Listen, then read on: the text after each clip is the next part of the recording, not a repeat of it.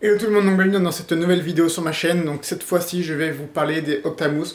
Il est vrai que j'avais déjà fait une vidéo là-dessus pour les monter sur votre vélo. Cette fois-ci, en fait, je vais vous faire une sorte de review, de feedback sur ces fameuses mousses qui permettent de rouler soit avec zéro de pression, soit en fait de rouler avec une pression plus basse pour avoir un meilleur grip. Je vais également en profiter pour les enlever du Habit, qui se trouve juste là, parce que j'ai un autre vélo qui arrive très prochainement. Et comme je serai également en 29 pouces, et ben je vais les enlever pour les mettre dans le prochain. Du coup, celui-là, je vais passer en full tubeless, du coup sans les mousses. Je vais également en fait rajouter du liquide préventif, puisqu'en fait là j'en avais quasiment plus. Et du coup, en fait, à chaque fois que je sortais, je devais regonfler ma roue. Donc à l'avant, j'ai pas mis le petit sticker pour dire que j'ai une Octamousse dedans. En revanche, je l'ai bien mis à l'arrière. Donc c'est pas mal. Je sais que sur mon DH, je l'ai mise que sur la roue avant, je l'ai pas mise sur la roue arrière. Donc voilà.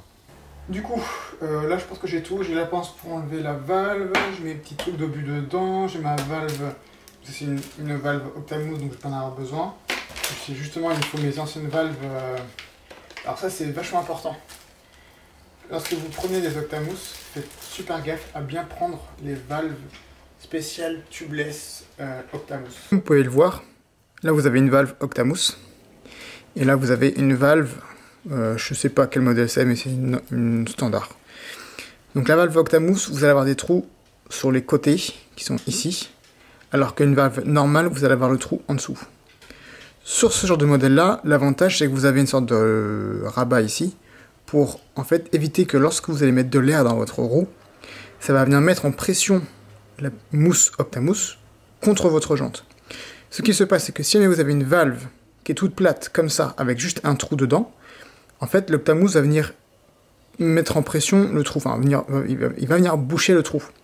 Du coup, lorsque vous voudrez dégonfler votre roue, votre pneu, vous ne pourrez plus. Et il faudra du coup tordre votre pneu, donc tordre la mousse, pour que, en fait, ça vienne bouger au niveau de la valve, et que le peu d'air qui puisse passer s'engouffre dans le trou et dégonfle votre pneu. Ici, bon, du coup, j'aurai pas trop de problème parce que du coup, j'ai un petit rabat ici. Du coup, j'aurai quand même de l'air qui pourra partir. Donc bon, faites bien attention à ça. Le jour où vous prenez des Octamousse, c'est super important. C'est pour ça que moi, je vous conseille clairement de prendre celle-ci. En plus, vous avez un code promo avec, enfin, grâce à moi, qui est OptaLouis. Je vous l'afficherai là tout de suite. Et vous le retrouverez en description, qui vous permet de vous offrir la paire de valves. Ce qui est pas mal du tout.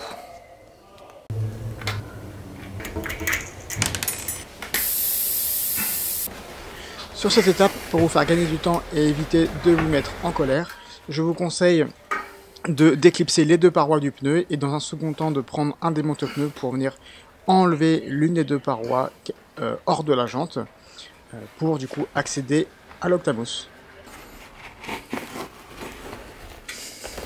Une fois que vous avez réussi à enlever une première partie du pneu, je vous conseille de garder votre démonte-pneu afin de venir décoller l'Octamousse qui aurait pu coller à votre pneu ou même à la jante avec le liquide tubeless. Une fois cette tâche-là réalisée, vous pourrez donc l'enlever manuellement sans trop grande difficulté. Donc on constate en fait qu'avec le liquide préventif qui était dans le pneu, donc déjà, j'ai utilisé du Monkey Sauce. Il y a très peu de traces, comme quoi il n'y en avait plus du tout. On constate qu'il y a quelques petits morceaux de mousse qui ont collé. On les voit d'ailleurs ici, comme ça a collé avec le préventif, ça a un petit peu arraché. C'est pas énorme. Là on a quand même perdu un petit morceau. Et là vous voyez, on a la marque de la valve. Comme quoi c'est super important d'utiliser une valve avec des trous sur le côté. Parce qu'en fait, si vous voulez, ça va être comme ça. Donc on a la preuve, si jamais vous mettez une valve avec un trou directement là, ça va coller et ça va faire effet sensu, donc vous ne pourrez plus dégonfler. On constate également qu'on a des marques du liquide préventif sur toute la partie supérieure de la mousse. Donc c'est là où va circuler le liquide. Bon, bien évidemment, on va en avoir un petit peu ici, mais beaucoup moins. C'est également une autre preuve comme quoi le liquide préventif n'est pas absorbé par la mousse. Donc ça, c'est juste génial. Là, on a l'autocollant qui permettait de faire la jointure de la mousse. Bon, ça ne s'est pas décollé, donc faites bien attention si jamais vous changez vos mousses de roue. Moi je vous conseille plutôt de faire une mousse comme ça, vous ne changez pas tout le temps. Après, effectivement, quand vous changez de pneu, il va falloir. Donc, surtout, faites bien attention. Là, il y a encore des petits trous, c'est pas non plus énorme. Et la mousse n'est pas non plus écrasée, elle garde quand même une forme assez ronde. Donc ça, c'est plutôt pas mal. Donc après une courte review de l'état de mes mousses à l'intérieur des roues, je passe maintenant sur le terrain, puisqu'en fait j'ai pu les rouler à partir de novembre, donc décembre, janvier, février et mars, donc 5 mois, si on peut compter le mois de mars juste avant le confinement.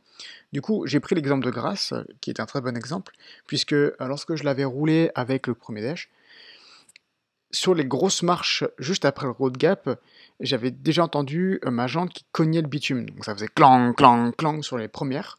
Puis après, j'essayais d'amortir un peu mieux avec mon propre corps pour éviter d'avoir ce bruit de jante.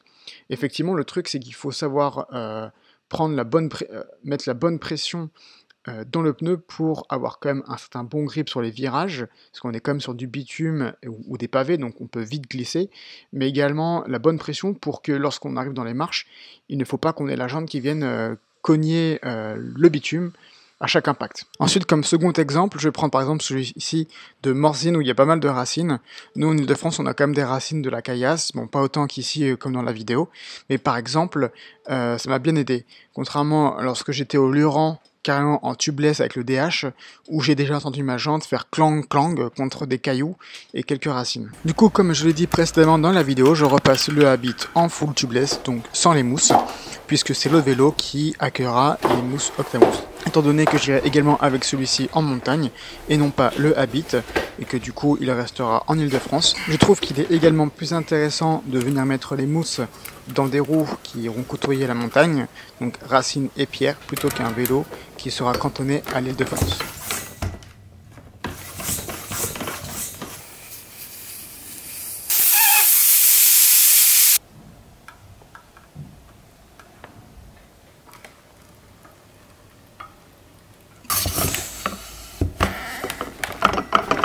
Puis l'étape finale que je réalise tout le temps avec ma roue tubeless, c'est de venir l'agiter un peu dans tous les sens afin de répartir au mieux le liquide préventif qui s'y trouve.